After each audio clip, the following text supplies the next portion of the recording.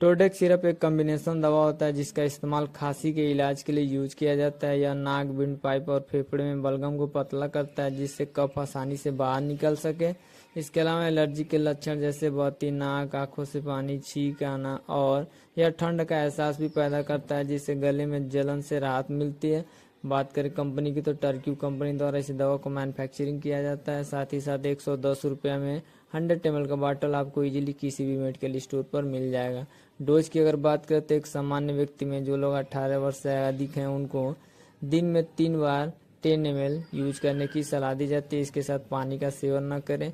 इसको यूज करने से पहले बोतल को अच्छी तरह से हिला लें।